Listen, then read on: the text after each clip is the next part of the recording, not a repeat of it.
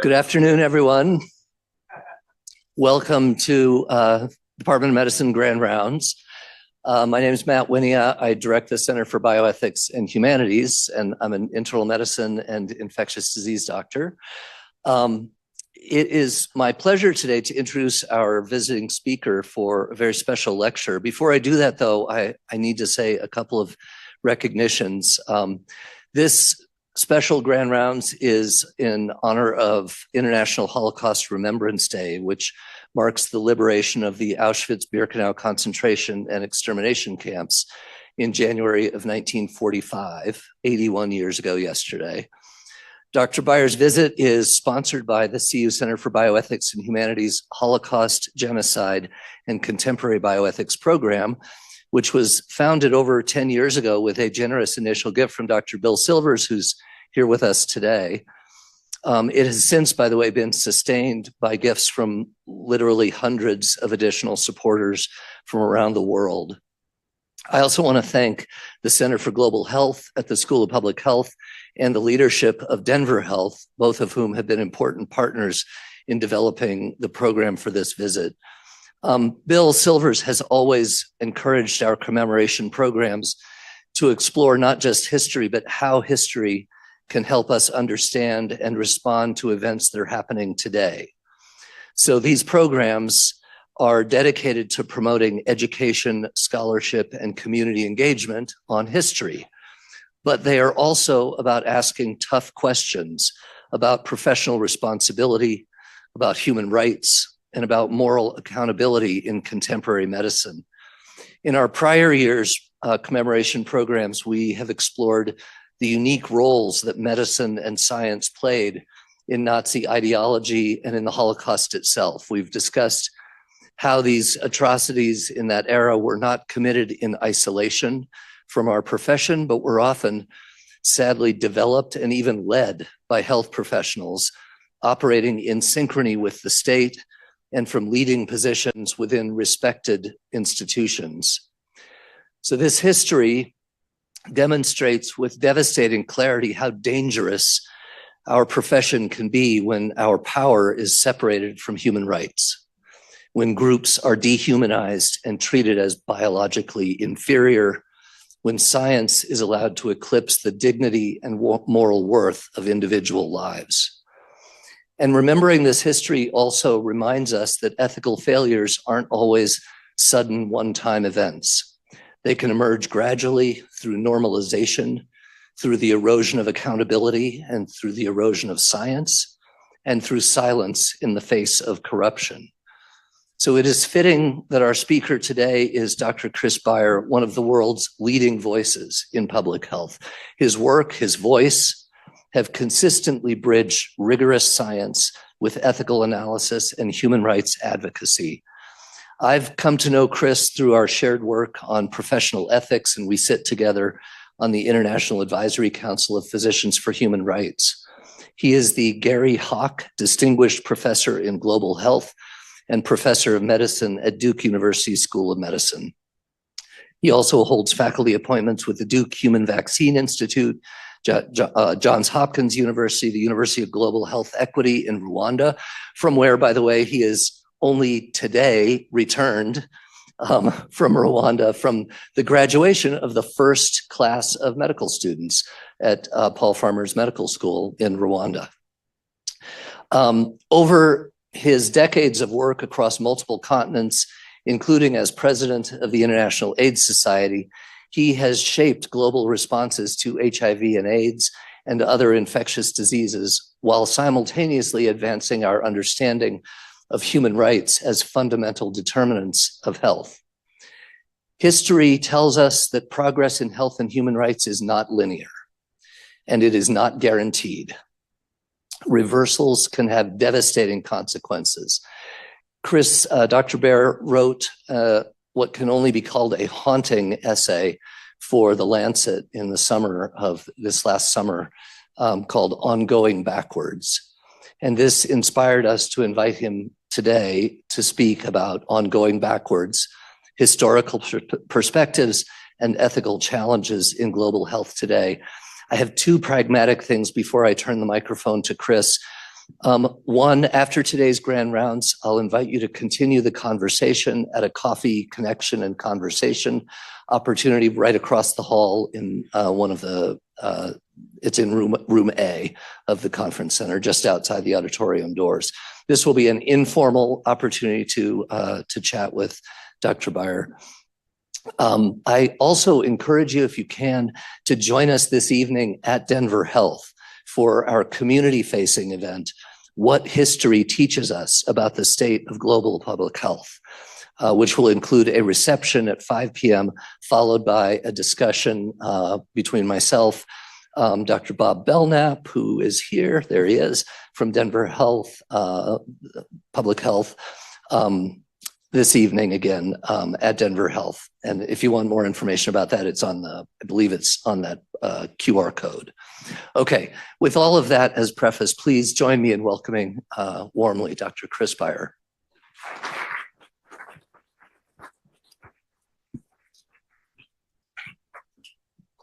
Thank you.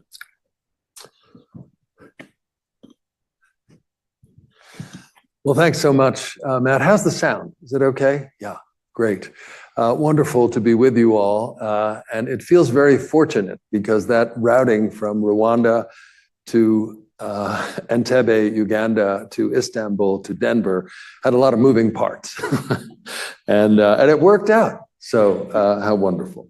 What I wanted to talk with you about today has really been the evolving story of what has been happening to global health, and particularly to the US share of the funding in global health, which has been the lion's share and which was halted, as you all are aware, very abruptly, starting January 20th of 2025.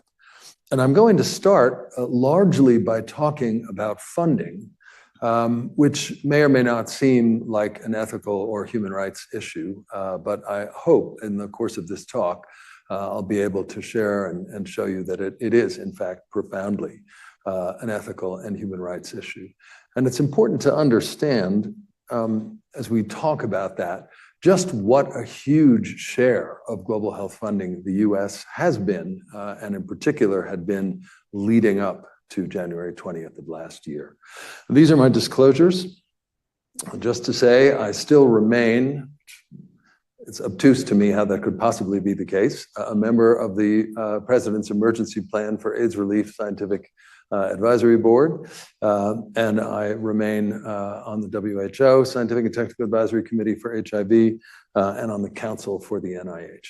All three of those entities have been profoundly at risk in this current period. So just to say, and I'll show you some of those data from the NIH, which many of you will also be, of course, familiar with. This is the outline for my talk today. I'm going to talk about global health funding through the end of 2024, then the policy and program changes since January of last year, the impact specifically on the NIH research agenda. I suspect that many of the people in this room and many of the folks listening online are NIH-funded investigators, and for all of us, this has been a very existential threat to our fields, our career, our work, our science. And then I'm going to share with you some recent narratives that were collected by Physicians for Human Rights in partnership with some academic partners from Tanzania and Uganda to really give you a more direct sense of what the impacts of these changes have been for people on the ground, both for providers, people living with HIV and TB, members of some of the most affected populations, sex workers, gay men, trans folks, and then take from that into really what is the human rights argument, which is based on the legal doctrine of legitimate expectation. And I'll go into some of that definition of what legitimate expectations are and why I think that this is really the crux of a human rights argument about what has happened to our field. So just to say, through 2023, this is all global funding for low and middle income countries in the health space. The US was far and away the largest donor. this is the US bullet here. We were over 40% of all funding in global health. You can see the second biggest donor was the UK, followed by Germany, Japan, France, and then a few others. All other donors, except for those major ones, accounting for only about 7%. So we were already the lion's share, and there was a vulnerability there because actually a number of the big donors, including the UK and Germany, have been decreasing their funding over time. So a big concern for us in the last 5 years or so was that the US was increasingly the last man standing funding in this area, and you never want to be in that position. But despite that very large commitment of money, it's a tiny share of the US federal budget, right? So there's the overall budget envelope through FY 2024, and we accounted for less than 0.1% of funding. That is a widely misunderstood figure. Americans overwhelmingly, in poll after poll, show that they think about 25% of the budget goes to low and middle income countries, and that is a failure on all of our part to communicate actually what a tiny proportion of the budget this is, despite how much money it is. This is what it looked like through the end of 2024. And as you can see, there has been a pretty stable funding from the US, around $12 billion a year, with the exceptions of that significant increase during COVID. And the previous blips that you can see there, one relates to Ebola. These are almost always in health security dollars. About half of all of that funding, this dark base of this figure, was in HIV. So when you look across the other areas, funding for the Global Fund, maternal child health, malaria, all the rest of it is about half of the money. HIV had an extraordinary lion's share, and that continues to be the case. So here's what it looks like in terms of dollars, that 12 billion or so in global health funding, about 5 billion or a little over 5 billion of it in HIV AIDS. And then you can see, for example, maternal child health getting a much smaller share of the pie, malaria, TB, neglected tropical diseases, a tiny slice, vulnerable children barely visible on this figure. And this is where it spreads out globally in terms of the countries. But very importantly, if you look at the top 10 recipients of global health funding for the US, this again is through 2023, you can see that it's concentrated in a relatively small number of African countries. All of those are the PEPFAR focused countries. People familiar with PEPFAR, the President's Emergency Plan for AIDS Relief, that is the single largest commitment to a single disease by any government in history. Created by George W. Bush in 2003, approved repeatedly by the Congress. Last year, for the first time, not reauthorized for a 5-year reauthorization. And I just want to give you, I hope you can see the numbers here, the level of funding we're talking about. So Nigeria, 1 year of funding in Nigeria was $560 million. Right? That's over $500 million for that country. Nigeria is a big country. Tanzania is a big country, also over $500 million. But some of these countries, like Uganda and Zambia, are significantly smaller. Still, the burn rate of PEPFAR in Uganda since 2003, over $1 million a day.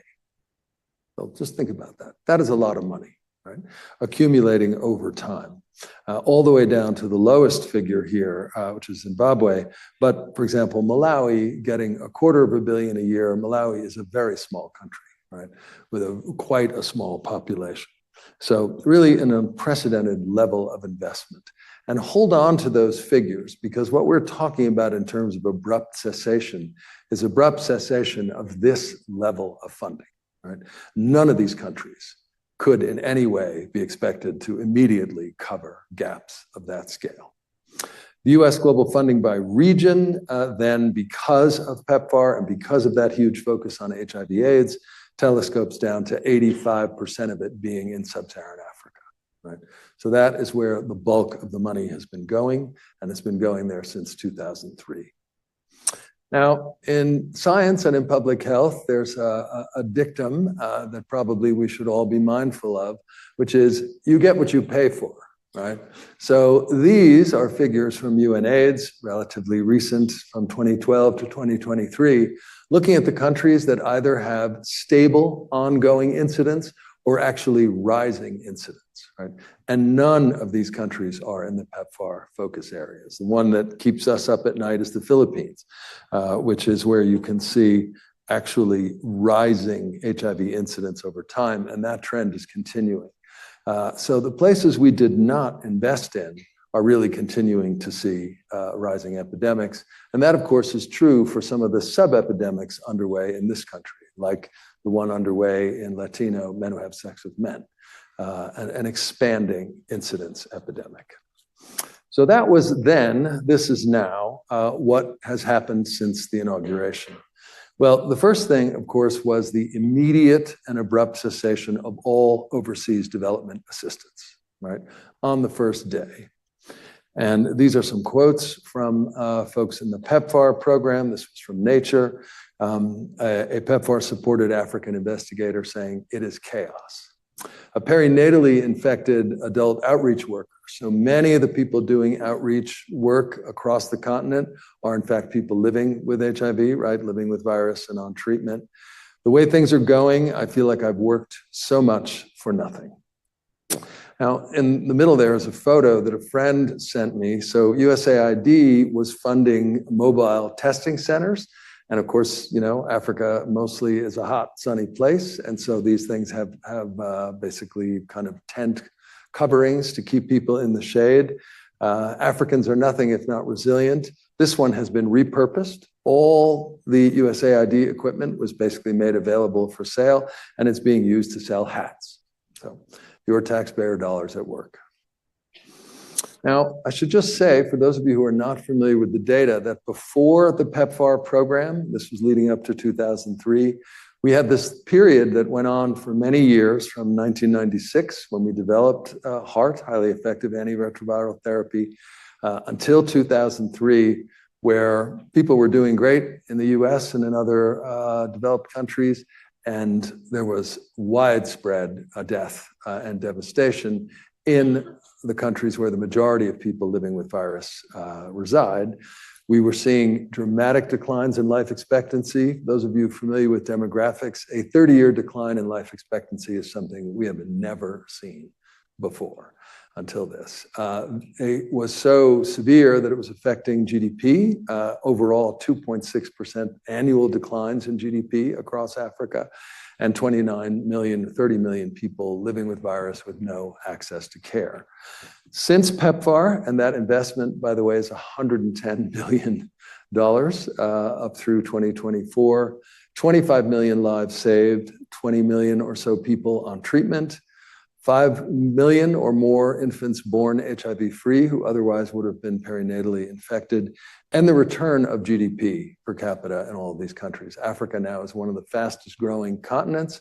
And this is, if you are not interested just in the argument about saving lives or preventing perinatal infections, the economic argument for this investment is also abundantly clear, right? From declining GDP to thriving economies, people working, going to school. This actually is a slide from the PEPFAR program itself. In 2024, they took on a modeling exercise. What would it look like? This was around the time of the reauthorization if PEPFAR was stopped. And what you can see is an immediate spike in AIDS mortality, followed by a return to orphans, because of course, so many of the people living with virus in Africa are reproductive age adults, and so many of them are parents. So this was a scenario that nobody expected to happen. I was actually at a National Academy of Medicine meeting just before the inauguration in early January, where all the former PEPFAR ambassadors and many of us on the advisory council were all together in DC at the National Academy talking about the future. What was it going to look like? No one, not a person in the room, predicted anything like what was to come. We were all way too optimistic about what was going to happen. Our group very quickly did one of the first modeling exercises to try and do projections on what this might look like. And this is just a projection really from the first few months of the year, looking forward to the first 12 months. So that would have ended in December. And what we projected was something like 100,000 lives lost and 135 perinatal transmissions, preventable perinatal transmissions. So it's 135,000 infants born with HIV.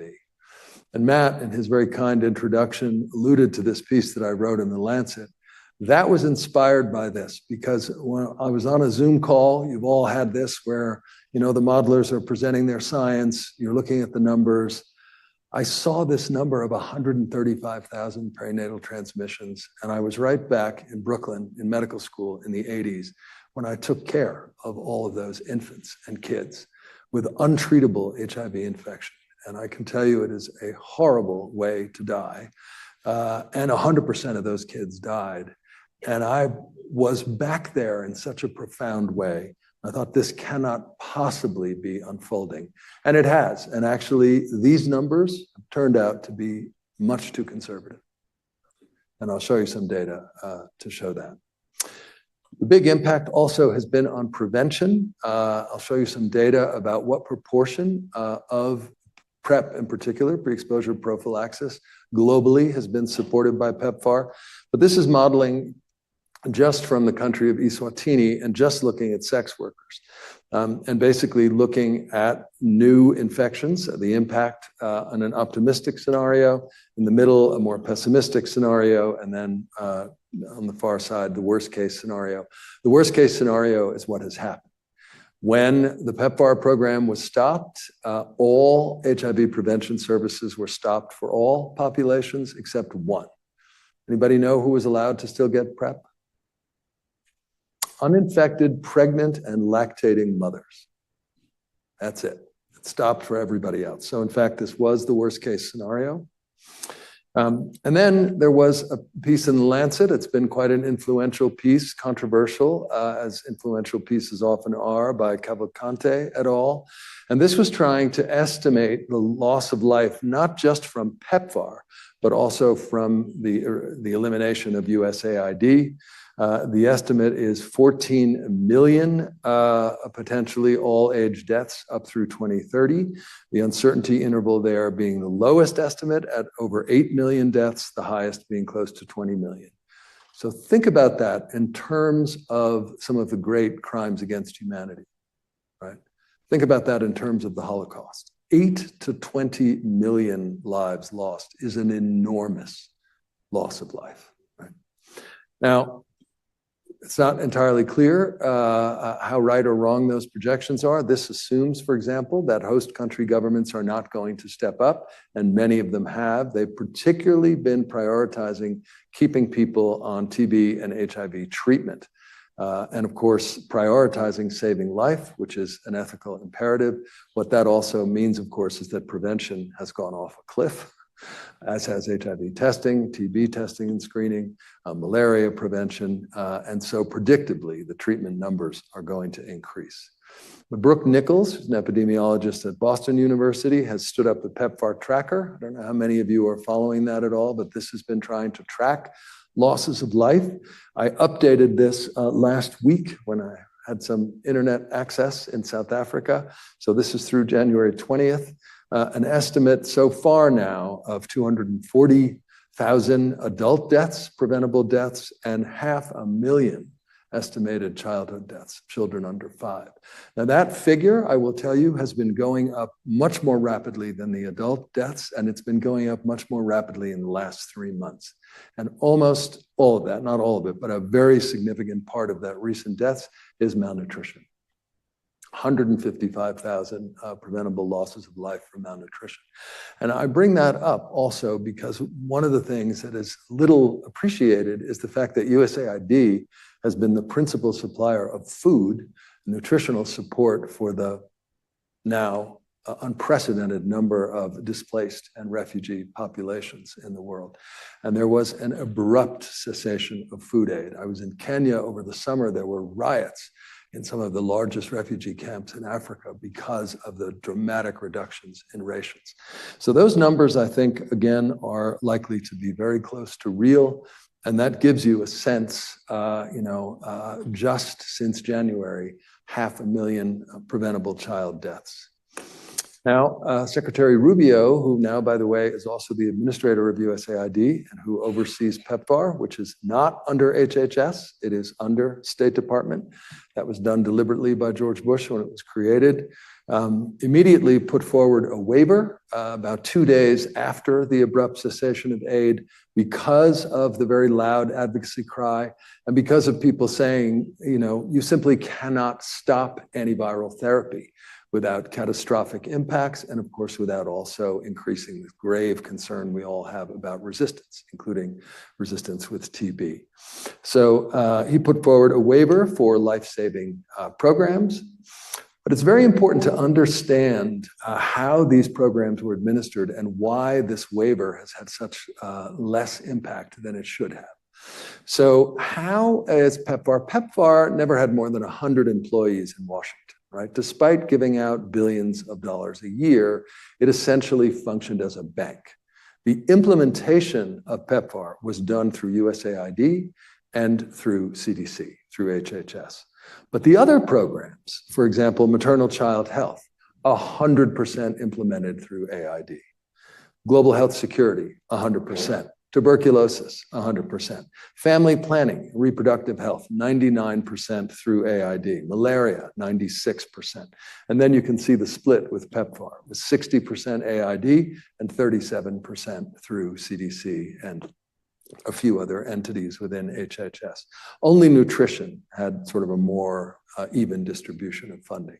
So what that meant was, despite the waiver, once USAID was gutted, and it is now, of course, completely destroyed and defunded, the actual ability for us to implement these programs vanished.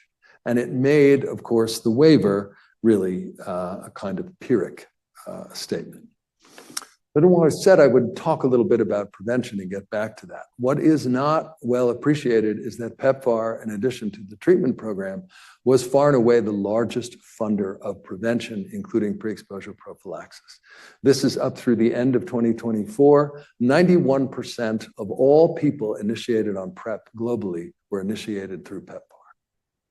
How many of you knew that? I know there's a lot of smart public health people in the room. Yeah, no one. I didn't either. It really is very striking. And the reason that it's such a huge disproportionate number is because, of course, PEPFAR had implemented a program for prevention for adolescent girls and young women that was far and away the biggest prevention program we had. So let's talk about the NIH and some of the issues around funding, but also scientific integrity and academic freedom, which I think we also really have to pay attention to in this particular case. So this analysis I really quite like. This is from the New York Times. I hope that's projecting clearly. But what you can see is that there's a consistent pattern that federal funding for medical research does slow in the first year of a new administration, right? So you can see, for example, at the top there was a modest decline in Biden era funding.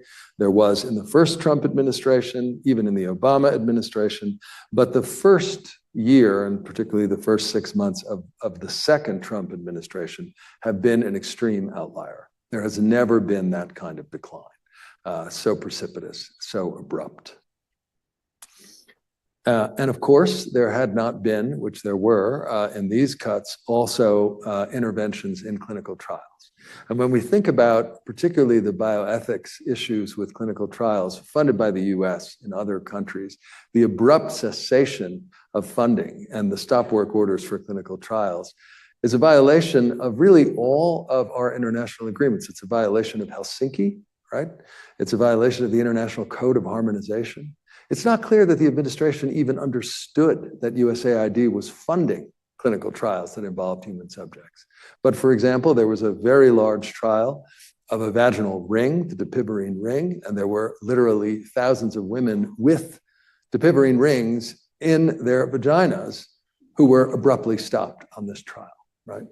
That is, I think, about as severe a human rights and ethics violation as you can get.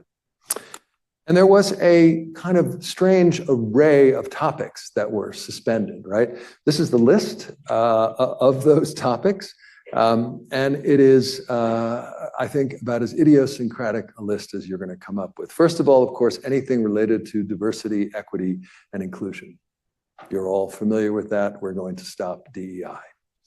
Second, anything relating to gender minorities, and particularly transgender health, because of course that came out in the executive order, presidential executive order saying that there were two sexes, male and female, and we were not going to fund anything related to trans health. 100% cessation of all funding to study vaccine hesitancy. Why would you want to stop that? Right? Because, of course, this administration is not interested in the causes of vaccine hesitancy. Sexual minorities and men who have sex with men were not included in the executive order, but nevertheless, as I'll show you, dramatic decreases in funding there. Cessation of all funding for mRNA vaccines. mRNA vaccines, I worked, full disclosure, for Operation Warp Speed on the COVID Vaccine Prevention Network and was an investigator on the mRNA vaccine trial, the Moderna trial. These were a spectacular scientific advance, right, that actually got us out of the COVID pandemic.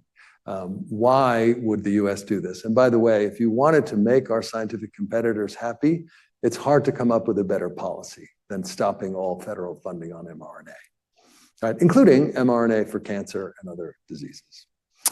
China, well, an abrupt cessation of US federal funding for research in China. And then, of course, climate change, and then specific universities. You all know the list. And then eventually another notice of a presidential decree about South Africa. No new grants or enrollments in clinical trials, and exclusion from the NIH-funded networks. Now, I mentioned the LGBTQ health. Only transgender health was in the executive order, but it turns out about 800 million overall was suspended across LGBT health, including, of course, for studies of HIV in men who have sex with men. In the US, men who have sex with men account for more than 2/3 of all new infections. So if you're not going to fund research on men who have sex with men, you're not going to do HIV research in this country, right? Everybody gets that. And then, of course, significant declines in the leadership, numbers of senior leaders leaving. And I have highlighted here in bold the women leaders who have been fired and lost their leadership positions in US science. And it has been really striking how few women leaders remain. And you will see a number of these folks are really some of our most important scientists in infectious diseases. Jeannie Marazzo, of course, the successor to Dr. Fauci. And then there was the executive order on South Africa. Addressing egregious actions of the Republic of South Africa was the title. Policy of the United States: as long as South Africa continues these unjust and immoral practices, the US will not continue. So what are those practices? What is this order about? This is about the issue of a purported genocide against white South Africans, against Afrikaner farmers. Now, this is fascinating, and it's important to note that where did this come from? Of course, there is no genocide against white South African farmers. And it turns out, this has been investigated, there's a great piece in The Atlantic about this, that this actually was a hallucination of the chatbot that underwrites Twitter. This is an actual AI hallucination. So instead of responding to real problems, we now have executive orders driving funding decisions based on an AI hallucination. I think that's the first time that an AI hallucinated genocide has driven policy for any government, actually. So we wanted to, as I said, collect data. PHR has led this effort. and put out a report relatively recently in September that got actually quite a lot of traction. PHR was able to take this to the Congress, both sides of the aisle. On the brink of catastrophe, U.S. foreign aid disruption to HIV services in Tanzania and Uganda. So these are the two countries where this data was collected. Overall, this was an oral history project, a multidisciplinary team looking at human rights, public health, HIV/AIDS. Data was collected, as I said, in Uganda and Tanzania in April. A wide array of people and stakeholders, and sampled through purposeful and snowball sampling. I won't spend too much more time on that. The overall findings really came out in 4 areas. One is that there was significant disruptions to HIV service delivery, particularly the loss of the peer and community outreach folks, and so many of the people doing adherence and retention support. Across Africa and across the PEPFAR program, many of these are folks living with HIV who have become peer counselors and peer supporters for their community. So there was an enormous loss of those folks. Severe impacts on individual and health-related decisions. So people, for example, skipping doses, hoarding their medication, increases in pediatric HIV infection, as I said, and a return of advanced HIV disease. But also some more qualitative aspects. One, a profound loss of trust, both in antivirals in the US government and in their home governments. This came up again and again. People felt that they really had a loss of trust. And then fear, depression, and anxiety, particularly among young people, the sense that they had had a future and had been told repeatedly, as long as you stay adherent and take your meds, you can continue education, you can get married, you can have children, you can live a full life, and suddenly feeling that their futures have gone dark. Just in the interest of time, I won't read too many of these specifically, but just to say this was a clinical officer in Uganda talking about basically what happened when their clinic was closed, and by the time it reopened, lost contact with many people. Again, an AIDS treatment director of an NGO in Uganda. I feel so bad. People were strong again, and now their lives are starting to decline. The children who grew up in our hands, who were brought to us close to death, and now we've grown them up. Some are in university, and really it's affecting us so much that we're going backwards. So this, I think, is about as painful an example of going backwards as you're going to see. Again, a clinical officer from Uganda, and in this case, relating to key populations, and people being told, for example, gay people or sex workers, you're not supposed to come here unless you want us to call the police. So what had happened in places like Uganda, where it's illegal to be a sex worker and it's illegal to be gay, is that the US funded clinics were providing services to those people. And now, of course, that collapsed. So this is one about the harms ahead. This is a doctor in a faith-based organization in Tanzania. We are worried that we should have done more to prepare for the 2030 goals. This was supposed to be to eliminate HIV as a public health threat. But if we ignore them and leave them behind, we are creating a lethal bomb in the future, not just for them, but also for organizations that are receiving funds to support key populations. They need to continue to be supported. And of course, this is an issue that the governments of these countries, many of them, are not going to support those programs. So the conclusions for this PHR investigation were there was an urgency to restore global health aid and in renewing PEPFAR, that even the brief disruption of the early period undermined essential health services and eroded trust, put lives at risk. And this very important finding that the long-standing commitments created legitimate expectations of continuity. Right? And the sudden termination without adequate notice foreseeably leads to loss of life. So we thought about this legitimate expectation quite a bit. And let me just say before I get into the human rights argument that this week, all of this is coming to a head, as many of you will know. Last week, the House approved a health spending bill that not only restored the same funding level for the NIH, as in the Biden era, but added about $400 million. So a modest increase, but nevertheless, but also a significant restoration of PEPFAR, not USAID, but PEPFAR, about $3.6 billion. So really very encouraging. That funding is now, of course, caught up in a political dynamic in the Senate. And we don't know if it's going to happen. And what had looked like a very unlikely government shutdown, as in this Friday, is now looking like a significant possibility again. So stay tuned. But just to say that encouragingly, I actually have something positive to say here, that we worked hard to get some accountability and to have Congress again express its authority over the PEPFAR program. And the current bill passed by the House prohibits the administration from deviating from the global health amounts spelled out in the bill. So that's really to protect it from Office of Management and Budget. There's reporting to Congress. There's a timeline on that reporting, and there is a transfer of some authorities that had been at USAID, now it's no longer there, to the State Department. So there are some real policy wins in this bill, and if it again passes the Senate and the president signs it, we will be in a much better place than we are right now. So what about legitimate expectations and accountability and the human rights situation here? So I thought about this quite a lot and published just last month in The Lancet a paper. The title is Legitimate Expectations and the Abrupt Cessation of U.S. Aid, the Human Rights Issue.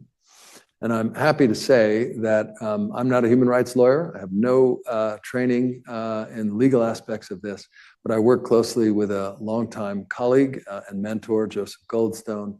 Some of you are Richard Goldstone. Many of you will know, South African High Court judge, was the chief judge for the Rwandan genocide and for the war crimes in the former Yugoslavia.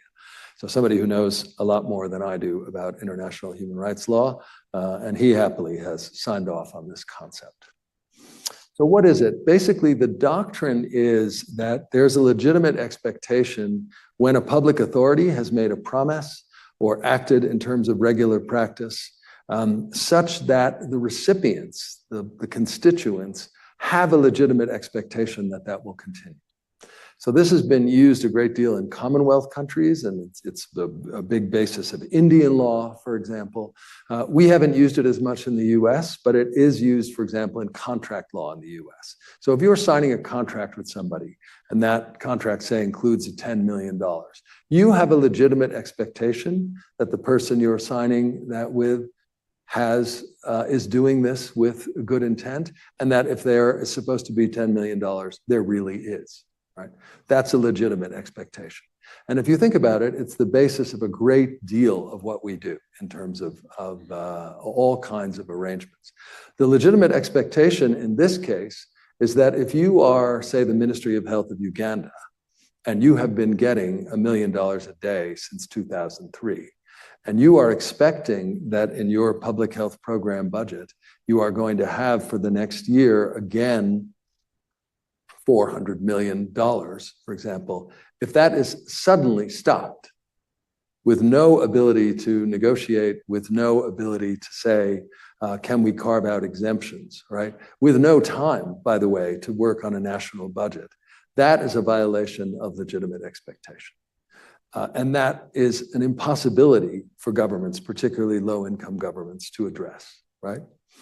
So, the argument basically is that the abrupt cessation of assistance with no transition planning, no advance notification, and no opportunity for recipient countries to make cases for exceptions constitutes a grave violation of multiple countries' right to legitimate expectation. So when we looked at it from the other human rights treaties that are operative here, one that's very important is that the US, Tanzania, and Uganda, so these are the three countries that we're talking about in this investigation, all have obligations under the International Covenant of Civil and Political Rights, the ICCPR, to avoid life-threatening harms, right? To not deliberately engage in policies that clearly will lead to the loss of life. So in the case of Uganda and Tanzania, their legitimate expectations were violated. In our case, the violation here is that anybody can tell you that if you abruptly stop support for HIV/AIDS programs, people will die, right? This is not a disease for which you can simply stop therapy today and restart when the funding comes back, right? That's not how it works. And the human rights argument is, of course, also that the people who made these decisions need to be held accountable. Now, Secretary Rubio has made multiple statements trying to avoid accountability and has said very clearly, no one has died due to these funding cuts. Right? He's on record as saying that in May of 2025. So that, of course, is something that can be investigated and interrogated. Is that true? Is that actually the case, or is it not the case? And I would argue, unfortunately, that it's abundantly clear by now that it is not the case, that no one has died because of these cuts, and that the way that they were handled deliberately imposed an extraordinary level of harm on these recipient countries and on these constituents. And so I think there is a human rights case to be made for accountability. It is long, right? The Rwandan genocide trials took almost 20 years. Same with former Yugoslavia. These are long processes, but nevertheless, I think it's extremely important to be collecting the data and the information such that these decision makers can be held accountable, and also that we really need to really take account of what has been done in our name. Right? These were programs supported by the taxpayers. Everybody in this room who pays taxes to the federal government has in one way or another supported these programs for many, many years. And their abrupt cessation really, I think in the human rights case, and we can make pretty clearly, was also an abrogation for all of us, right? And a profound one. So there are a number of people to acknowledge, and I'd like to do that before I close and then also open this up for conversation. I have to say that legitimate expectation is going to be a very high bar for any US courts. It also is going to be a challenge for international courts. And of course, the US is not signatory to a number of those international courts. And we actually right now have sanctions going against one of the most prominent ones. Imposed by this administration. So this is going to be a challenging human rights situation, but they all are. And there's no reason not, I think, to pay attention to accountability and to think about the meaning and understand the impacts of what it is that we've done. A number of people worked on this, a number of modelers, they're all there, Physicians for Human Rights, Richard Goldstone, again, I want to acknowledge Karen Namer, who's a fantastic human rights lawyer at PHR. All those data on funding are from the Kaiser Family Foundation, and Jen Cates, who leads that incredible program. And with that, I would like to say, I'm sorry if this is a challenging and difficult set of data, but I also think it's really imperative for all of us who work in global health to really understand what has happened, what the implications are, and how we're going to hopefully begin to turn this around and get out of this very challenging period. Thanks for your attention.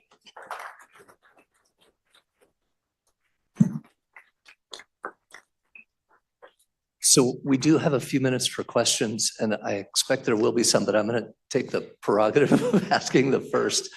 And I'll say I'm tempted first just to ask you sort of what gives you hope today, but I want to put that in historical context because this is our annual remembrance program, and the legacy of Nazism and the Holocaust weighs heavily in the creation of much of the human rights framework that we use today. And I'm wondering if you can, put into your answer about what gives you hope, something about lessons that we can take from coming out of World War II with a new set of understandings, and sort of what were the arguments that worked, right? Because I think you raised arguments related to economics, arguments related to morality, arguments related to politics and making friends and winning, influencing people. There are a number of ways you can sort of pitch human rights as being a benefit? What's going to work coming out of this era? Well, I have to say, my answer is a little bit different today than it would have been last Friday, because one of the things that really gives me hope is how much traction there's been in the Congress on both sides of the aisle for global health funding. It really has been impressive. And first of all, the Global Fund replenishment that just happened in November. Global Fund is the second biggest area of funding. The administration, I think to many people's surprise, made a pledge of over $3 billion to the Global Fund replenishment, the largest for any country. So that was impressive, and it had bipartisan support. The funding for PEPFAR in the bill that passed the House last week, also substantial. It's a cut, but it's still around $3.6 billion. So far and away, the largest of any country contributing. So I think that is really hopeful. On the more human side of it, one of the things that we've seen repeatedly, including in Uganda, just give one example, are that a number of NGOs that abruptly lost their funding, people kept working without being paid. They felt so invested in this work. There's a limit to how much people can do that. Well, they're also trying to be breadwinners and support their families. But there's been a tremendous amount of solidarity there. And a number of governments, South Africa is prominently one, really have stepped up and tried to fill those gaps and provide for their citizens. There are plenty of others like Malawi that just simply don't have those resources. They're not going to be able to do it.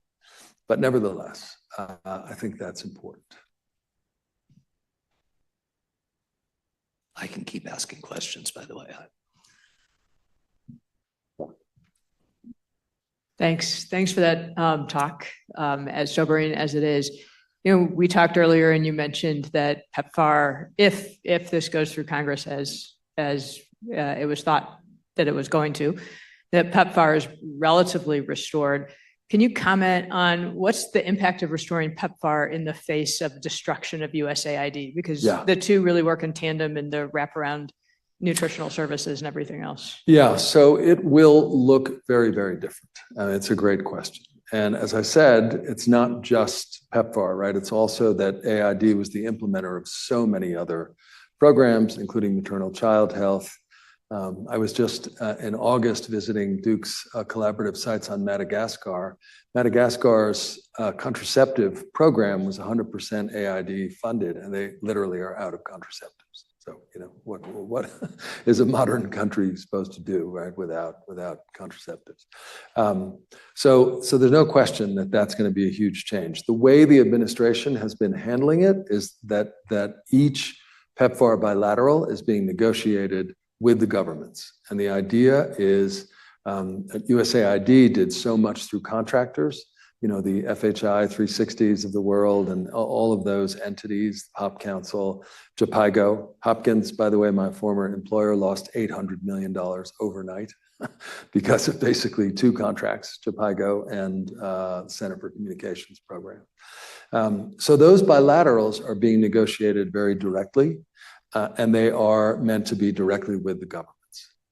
So there will be much less of basically the NGO interface, much less money coming to the US. That's something the administration feels very strongly about.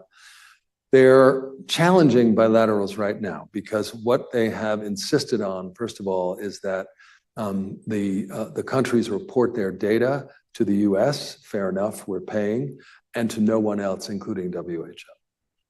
And the same with specimens. The specimens, which of course are the real interests of pharma, are to be shared only with the US, not with WHO, not with the Africa CDC. So many governments are balking at that, not surprisingly. In the African political space, it's been a very, I think, remarkable series of conversations. Many governments are saying that these cuts, this change, is the opportunity for them to reassert national sovereignty over their health systems, over their data. That has been a very compelling argument. And Africa CDC has kind of led that discussion. And there is a case to be made there. There certainly is. But with the way the PEPFAR bilaterals are being negotiated right now, it undermines that. right, immediately. So we want your data, we want your specimens, and you can't talk to WHO or the other players. So, so far, anyway, I think those have been really challenging, and a number of the deals that governments signed, once civil society found out what had been agreed to, the governments had to backtrack. That's happened in several countries. So it's very much in play. The new PEPFAR language is that's in the bill is significantly better, and as I said, it also has congressional oversight. There was no congressional oversight in these bilaterals at all. The Congress essentially had no role to play. And obviously, you know, if the Congress has the power of the purse, and these are taxpayer dollars, there has to be congressional oversight and there has to be reporting. And in the past, PEPFAR was known, particularly, it was true under many leaders, but particularly Ambassador Debbie Birx, when she was running it, was very heavily data-driven and was regularly reporting to the Congress. The same was true when Eric Gooseby, some of you will know, was the PEPFAR ambassador. I was on his scientific advisory board, and it was relentless focus on, you know, collecting the data and reporting it to the Congress. And that's the way it should be, right? There should be accountability for, particularly when you're spending that much money, right? I mean, it is substantial, despite being such a small slice of the pie.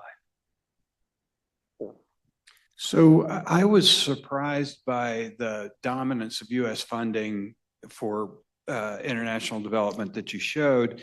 And so now that we've created a vacuum, is there any sense that other developed nations will step in to fill it? And is the infrastructure of international aid such that that would be problematic, where you have a diversity of funders rather than a single one?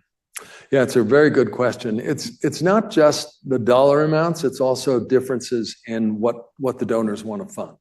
So for example, the EU has been a significant donor. They have not wanted to fund these vertical programs like PEPFAR focused on HIV or the Global Fund with AIDS, TB, and malaria. They really want to fund health system strengthening. And so that's going to be more prominent, certainly, in the funding going forward. With the Global Fund replenishment, the biggest donor after us was the Germans, and that has been the case for several years, and they did up their contribution. Canada has also appeared to do that. But it's also not just governments. So for example, we pulled significant amount of funding from Gavi, the Global Alliance for Vaccines and Immunization, and that the Gates Foundation has stepped in and tried to fill that gap. They can't obviously do that on the scale that I showed you, and they can't do it everywhere, but they're going to do it for immunizations. So that also is happening. But the second biggest donor for the last 20 years has been the UK. And post-Brexit, they have really dropped out of that. They actually closed DFID, right, their development funding, as did the Australians. AusAid is gone, right? They've ceased to fund that. And I think if you sort of look at where we are in terms of global solidarity, you know, and the idea that all of the wealthy countries are going to pitch in and solve what was called the problem of the bottom billionth, you know, the poorest of humanity living, you know, less than $2 a day. That consensus, I think, is deeply threatened. I'm given that this is the Holocaust, you know, genocide, contemporary bioethics. And speaking of contemporary bioethics, I know that Israel has participated in the African continent, you know, in terms of their medical infrastructure for many years, you know, trying to, you know, to perhaps be a light unto the nations as they put emergency hospitals in, you know, conflict zones. You know, the question is, you know, relative to the other person who commented, you know, Israel has done this, you know, in many respects for bioethics and for, you know, its support among the non-developed countries in Africa. Has China, who has, you know, had, you know, many infrastructure projects, has China, Russia, Iran participated at all, in terms of trying to get in where the United States is getting out? Yeah, it's a great question. Well, I think some years ago, there was significant sort of engagement with China around picking up in some ways and doing this. And I think it was the last year of the Obama administration, the president was making a major announcement about the increase in PEPFAR and in the Global Fund, and invited the Chinese leadership to also step up and do the same thing. So Obama made a pledge that was in the many billions of dollars, and the Chinese pledge was 18.5 million. And it was just abundantly clear that nobody had briefed them on how terrible that was going to look, right? And it was sort of a shocker in the room when it was announced, and they were waiting for applause, and obviously there was none. So what we understand, and there's a number of Chinese leaders who've spoken about this on and off the record, is essentially that they feel that this area of overseas development assistance in health is something that the West, particularly the US, the UK, and other Western powers have led. And so they are not interested in stepping into that. They don't want to follow in that. And their approach is very different. And it has been essentially infrastructure development, roads, bridges, ports, a whole array of other activities that they argue will lift people out of poverty and will have big impacts on health through that mechanism. And China, has lifted more people out of abject poverty than any other country in the world. It's 800 million people since Deng Xiaoping's open door policy. So they have a case to make there, that they have done that. We'll have to see. For many of these African countries, they now are saddled with a new problem, which is that they owe China a great deal of money for these infrastructure projects, and they are now saddled with servicing debt. And their argument about not being able to pick up where the US has dropped off in terms of PEPFAR and the Global Fund in many countries is, 60% of our GDP services debt. And this is why Jim Kim, former president of the World Bank, and others have been making the case that if you really want to do health relief that will have impacts on the continent and elsewhere, debt relief has to be a part of it. That is a very important part. So we'll see. In terms of Russia, absolutely not. They're not interested in this area, but they are very active on the continent. And they have financed 3 coups. There's now this coup belt in West Africa. So you can look at Burkina Faso and Mali and get a sense of what it looks like when the Russians have done that. And for the most part, it's security. They, security for the people who've led the coups. They put a lot of money into that. Weapons and extraction of rare earths and minerals. That seems to be their policy focus. Thank you so much. We're a couple minutes over. If folks want to continue the conversation, we'll be gathering in room A right across the hall. Thank you for being here today.